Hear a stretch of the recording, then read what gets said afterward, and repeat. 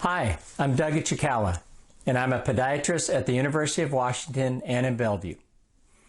I'd like to review with you the most common types of bunion surgeries currently utilized today and compare the pros and cons of each procedure.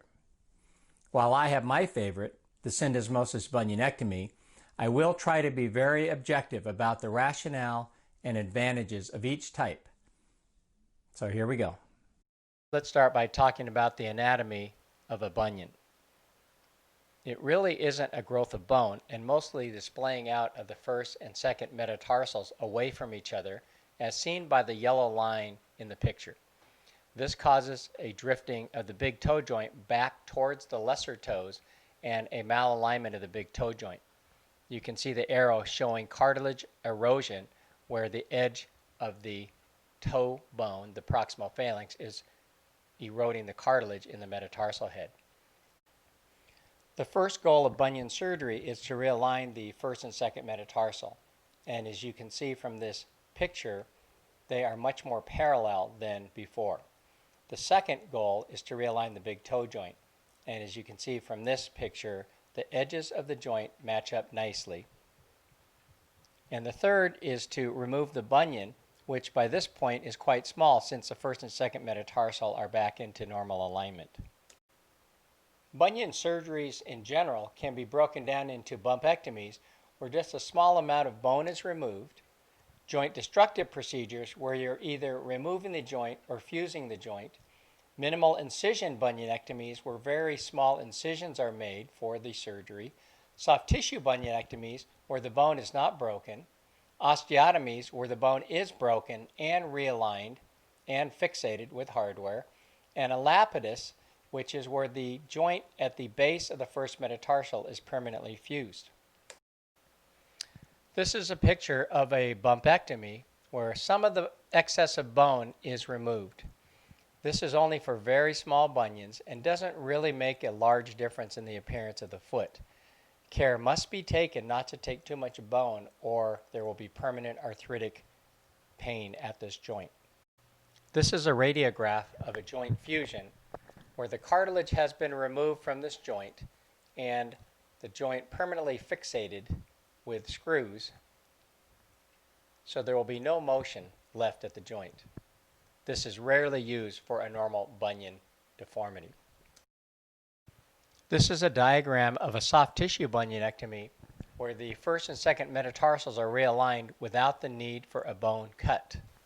Popular methods of performing this include the mini tightrope, fast forward, kiss lock, and syndesmosis techniques. Minimal incision or minimally invasive procedures have become more popular recently, where bone cuts and fixation can be facilitated with x-rays and very small incisions. A head osteotomy procedure, or Austin bunionectomy, is very common, and this is where the bone just behind the tip of the first metatarsal is cut, shifted, and fixated with small screws.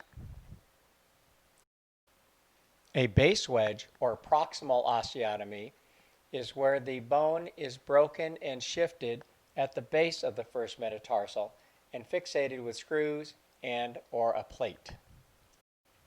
A Lapidus arthrodesis or bunionectomy is where the first metatarsal cuneiform joint or the joint at the base of the first metatarsal is permanently fused after removing cartilage and fixating it with plates and or screws. Now that we've covered the different types of procedures, let's talk about the criteria that we'll introduce to decide which is preferred. And these include everything from the amount of correction that is obtained by the procedure, the recovery time, the recurrence rate, shortening of the first metatarsal, bone healing complication, surgery time and costs, and the final foot architecture of the corrected foot, along with bilateral possibilities, meaning the possibility of having both feet done at the same time. When it comes to the amount of correction afforded by the different procedures, the winners are the Lapidus and the base wedge osteotomies, and the losers are the head osteotomies, the minimal incision procedures, and the bumpectomies. This means that there are certain large deformities or severe deformities that cannot adequately be addressed by the head osteotomy or bumpectomies. When it comes to recovery time, the winners are the minimally invasive or minimal incision surgery, the bumpectomy, and the head osteotomies. The others are all losers as far as recovery time, which is quite extensive for most bunion surgeries. When it comes to recurrence, the winners are the Lapidus bunionectomy, along with certain soft tissue bunionectomies and joint fusion. The losers are head osteotomies and bumpectomies, and in general, recurrence rate for all bunionectomies is higher than desired. When it comes to shortening of the first metatarsal, the winners are soft tissue bunionectomies and bumpectomies, meaning that all other bone breaking or joint fusion osteotomies tend to cause a shortening of the first metatarsal from its original length. This can result in postoperative complications of compensatory pain at the base of the second toe. Bone healing complications are present anytime the bone is cut or a joint is fused. The winners in this category include the soft tissue bunionectomy and bumpectomies. All others do carry with them the risk of slow healing or improper healing of the bone cut or joint fusion.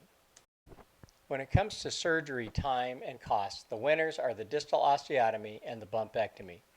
The losers are the Lapidus or any of these proprietary plating systems, which can cost several $1,000s and have surgery times as long as 2 hours plus. When it comes to the final architecture of the corrected foot, the winner is a soft tissue bunionectomy, where with the osteotomy or Lapidus fusion, there is oftentimes a shortening of the first metatarsal. If considering a bilateral possibility, meaning both feet being done at the same time, the winners are the soft tissue bunionectomies and distal osteotomy, along with bumpectomies. Most of the others require strict non-weight bearing and make it very difficult to consider having both feet done at the same time. In conclusion, there is no best bunionectomy, and all procedures have their pros and cons. I personally prefer the syndesmosis bunionectomy, which is a soft tissue procedure, but all procedures have their benefits. As you can see, there are a lot of different ways to correct a bunion by surgery, each with its own advantages. If you'd like more information, please go to my website, bellevuefoot.com. Thank you.